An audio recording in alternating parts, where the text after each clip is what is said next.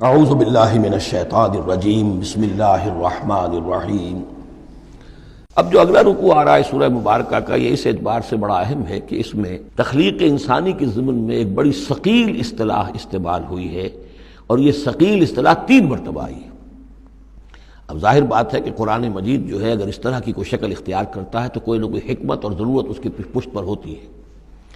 وَلَقَدْ خَلَقْنَا الْإِنسَانَ مِنْ صَلْصَالٍ مِّنْ حَمَإٍ مَّسْنُونٍ، اور یقیناً ہم نے انسان کو بنایا ہے اس مٹی سے جو سنی ہوئی تھی گارے کی اور پھر سوکھ کر کھنکنے لگی۔ حمائم مسنون، سنا ہوا گارا جس میں سے بدبو بھی اٹھ رہی ہو۔ دیکھیے یہ جو انسان کے مادہ تخلیق کے ضمن میں قرآن میں الفاظ آئے ہیں، اب ان کو گنتے جائیے۔ نمبر 1 تراب، مٹی سے بنایا انسان کو۔ مٹی میں پانی مل گیا، گارا بن گیا تو اس کو کہتے ہیں تین، من تین۔ خلقتنی من نار وخلقتہ من تین، یہ سورہ اعراف میں ہم پڑھائے ہیں۔ ابلیس نے کہا تھا کہ مجھے تو نے بنایا آگ سے اور اس کو بنایا آدم کو گارے سے، اور اب چاہتا اور مجھے حکم دے رہا ہے کہ میں اس کے سامنے جھکوں، میں تو اس کے سامنے نہیں جھک سکتا۔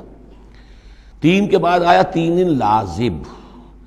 گارا پڑا رہے تو وہ جب اس کے اندر پھر کچھ چپچپاہٹ پیدا ہو جاتی ہے، اور یہ پرانے زمانے میں ہوتا تھا۔ اب تو میں سمجھتا ہوں کہ جدید نسل کو تو ان چیزوں کا علم ہی نہیں ہے۔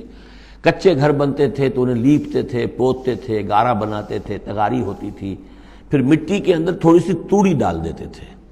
کوئی آرگینک میٹر ڈالیں گے تو فرمنٹیشن ہوگی، فرمنٹیشن ہوگی تو لیس سا اٹھے گا،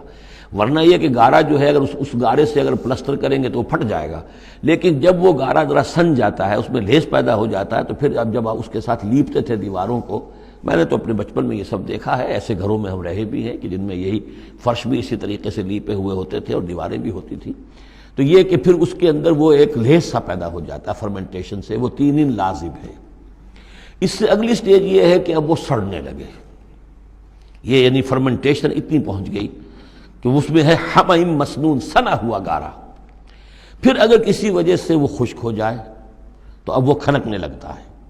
جیسے کہ کبھی آپ نے دیکھا ہوگا ساحل کے قریب یا کسی دلدلی علاقے میں پپڑی اوپر آ جاتی ہے، جس زمین کے اوپر جو ہے پپڑی سی ہوتی ہے، اس پر آپ چلتے ہیں تو وہ کر کر ٹوٹتی ہے، کھنکنے والی مٹی بن جاتی ہے۔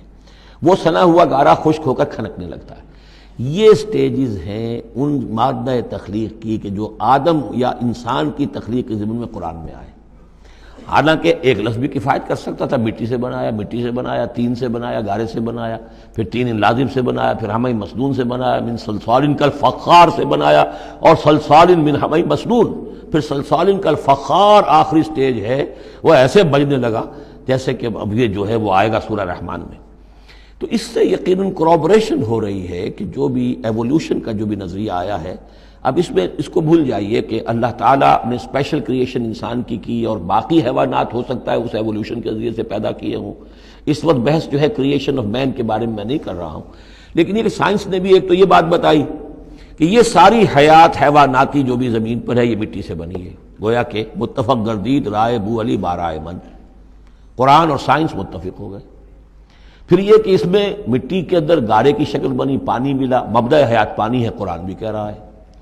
پھر یہ کہ وہ ساحلی علاقوں پر دلدل بنی، اور دلدل کے اندر پھر وہ فرمنٹیشن وہاں ہوئی، اور اسی میں پھر جب وہ دراڑیں سی پڑ جاتی ہیں سمندر کے قریب دلدلی علاقے میں، تو وہاں سے ان کا کہنا ہے کہ حیات کا آغاز ہوا، الجی یا امیبا، حیواناتی حیات، اور یا یہ کہ نباتاتی حیات کا۔ تو یہ چیزیں جو ہیں یہ سٹیجز تقریباً اسی کے ساتھ، یہ تمام جو الفاظ جو ہیں قرآن کے جو استعمال کر رہا ہے ان کے ساتھ کسی حد تک اس کا ایک ربط اور تعلق قائم ہوتا ہے۔ اور ہم نے بنایا انسان کو اس مٹی سے جو سڑنے کے بعد، اس گارے سے کہ جو سڑنے کے بعد سنا ہوا گارا پھر وہ کھنکنے لگا تھا سوکھ کر۔ والجان خلقناہ من قبل، اور جنات کو ہم نے پیدا کیا تھا پہلے، من نار السموم، لو کی آگ سے۔ اب یہ سموم سے مراد کیا ہے؟ بعد سموم آپ نے سنا ہوگا، وہ تیز لو جو آیا کرتی تھی، صحراؤں میں آتی ہے، آگ جھلس دینے والی گرم ہوا۔ تو اصل میں ایک ہوتا ہے جیسے کہ ہم نے فزکس میں پڑھا تھا، جن لوگوں نے تھوڑی بہت فزکس پڑھی ہوگی FSC میں، کہ یہ جو شعلہ ہوتا ہے فلیم کا ایک حصہ وہ ہوتا ہے جو نظر آتا ہے، لیومینس، وہ نظر آتا ہے، اس کے اندر حرارت کم ہوتی ہے، اور ایک انویزیبل جو ہوتا ہے اس کے گرد حالہ جو نظر نہیں آتا، اس میں ہوتی ہے تیزی شدید جو ہوتی ہے، سب سے زیادہ ٹیمپریچر جو ہوتا ہے وہ اس میں ہوتا ہے کہ جو اس کا حصہ نظر نہیں آتا، اس حصے سے آگ کی اس لو سے، اس لو کی لپٹ سے یا لو کی لپٹ سے جو بھی اسے کہیں، اس سے ہم نے جنات کو پیدا کیا۔ لیکن یہ سمجھ لیجئے کہ اس سے جنات پیدا کیے گئے لیکن وہ آگ نہیں ہے۔ ہم مٹی سے پیدا کیے گئے لیکن مٹی نہیں ہے۔ اب ایک یہ کہ قلب ماہیت ہو چکی ہے، ہمارا جو یہ پروٹوپلازم ہے، جو ہمارے ٹیشوز ہیں، باڈی ٹیشوز، وہ مٹی تو نہیں ہے، اگرچہ سورس مٹی ہے، بنے مٹی سے ہیں، لیکن اب مٹی نہیں ہے۔ دوبارہ اگرچہ پھر یہ گل سڑ کر مٹی ہو جائیں گے، اس وقت مٹی نہیں ہے۔ اسی طریقے سے جنات آگ سے بنائے گئے لیکن آگ نہیں ہے، ہاں ان کا مادہ تخلیق آگ ہے۔ اور دوسرا یہ معلوم ہو گیا کہ وہ انسانوں کی تخلیق سے بہت پہلے پیدا کیے گئے۔ وَإِذْ قَالَ رَبُّكَ لِلْمَلَائِكَةِ إِنِّي خَالِقٌ بَشَرًا مِّن صَلْصَالٍ مِّنْ حَمَإٍ مَّسْنُونٍ، اور یاد کرو جب کہ کہا تھا آپ کے رب نے فرشتوں سے کہ میں بنانے والا ہوں ایک بشر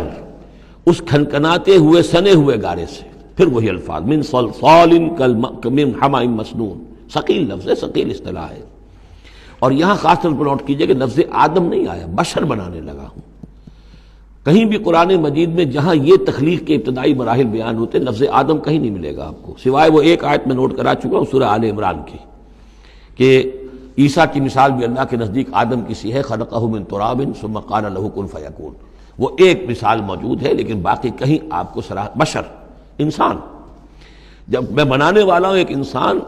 اس مٹی سے سنے ہوئے گارے کی جو سوکھ کر کھنکھنانے لگی ہے، فَإِذَا سَوَّيْتُهُ، جب میں اس کا تسویہ کر لوں۔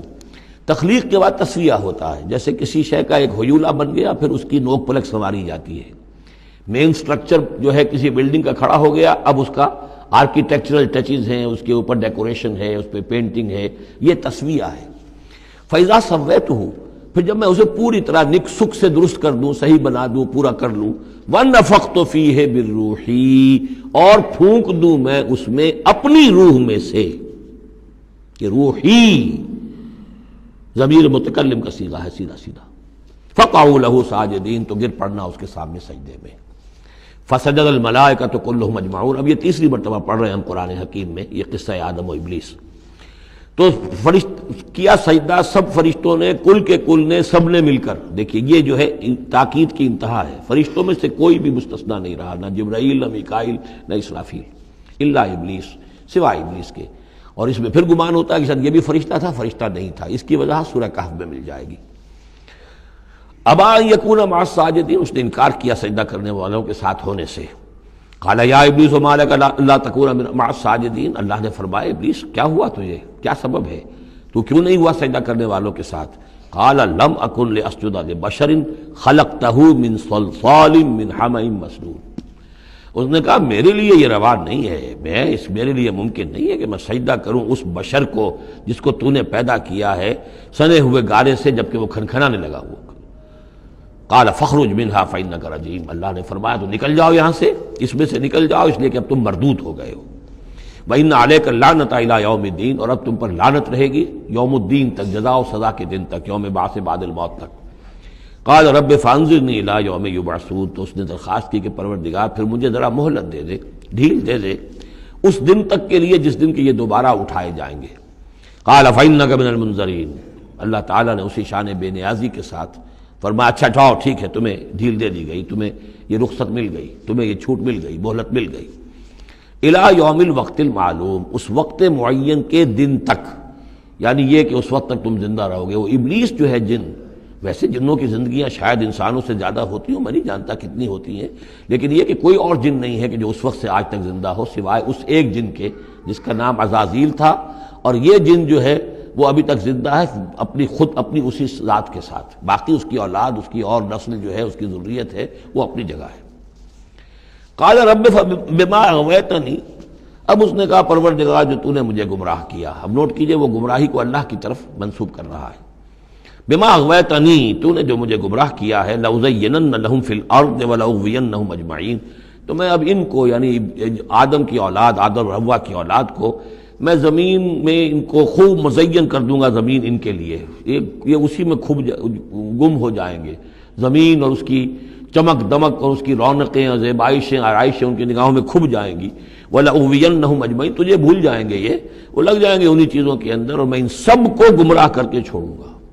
لَأُغْوِيَنَّهُمْ اجمعین، سب کو الا عبادک منہم المخلصین، سوائے ان میں سے ان کے کہ جن کو تو اپنا خاص بندہ بنا لے، تو اپنا خاص بندہ بنا لے، مخلص کر لے، یہاں پہ وہی نوٹ کیجئے مخلص ہے، مخلصین، جن کو تو خالص کر لے اپنے لیے، ظاہر بات ہے کہ اس پر تو میرا زور نہیں چلے گا، باقی یہ کہ میں کسی کو چھوڑوں گا نہیں۔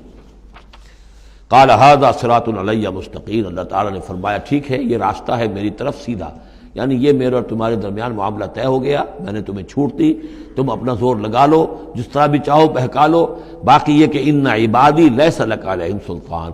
میرے بندوں پر تجھے اختیار کوئی نہیں ہوگا، یعنی اختیار کسی بھی انسان پر نہیں ہے، یہ نہیں کہ جس کو اللہ نے مخلص کر لیا ہو اس پر اختیار نہیں، اختیار اسے کسی بھی انسان پر نہیں ہے۔ ان عبادی لیس لک علیہم سلطان الا من اتبعک من الغاوین، سوائے ان کے کہ جو خود تیری پیروی کرے، خود غاوین میں سے ہو، خود ان کے اندر غوا ہو، خود ان کے اندر سرکشی ہو، خود وہ جو ہے وہ اپنی نفس پرستی کی طرف مائل ہو، وہ تو تیری پیروی کریں گے، ان کو تو جدھر چاہے لے جا، جس کھائی میں چاہے لے جا کے ان کو پھینک دے، اور جس جہنم کی جس وادی میں چاہے ان کو گرا دے، مجھے اس سے دلچسپی نہیں، لیکن یہ کہ میرے کسی بندے پر تجھے اختیار حاصل نہیں ہوگا۔ وَإِنَّ جَهَنَّمَ لَمَوْعِدُهُمْ أَجْمَعِينَ، اور پھر جہنم ہی ان سب کا ٹھکانہ ہوگا، سب کا جو بھی تیری پیروی کریں گے۔ لہا سبعۃ ابواب، اس جہنم کے 7 دروازے ہیں، لکل باب منہم جزء مقسوم، اور ہر ان میں سے ہر دروازے کے لیے ہم نے ایک اس کا نصیب مقرر کر رکھا ہے کہ اتنے جن اتنے انسان اس سے جائیں گے۔ ہو سکتا ہے کہ وہ بڑے بڑے کبیرہ گناہوں کے حوالے سے کہ یہ لوگ جو ہیں جو ان گناہوں میں ملوث ہوں گے وہ اس دروازے سے جائیں گے، جو ان گناہوں میں ملوث ہوں گے وہ اس سے جائیں گے، واللہ اعلم۔ صدق اللہ العظیم۔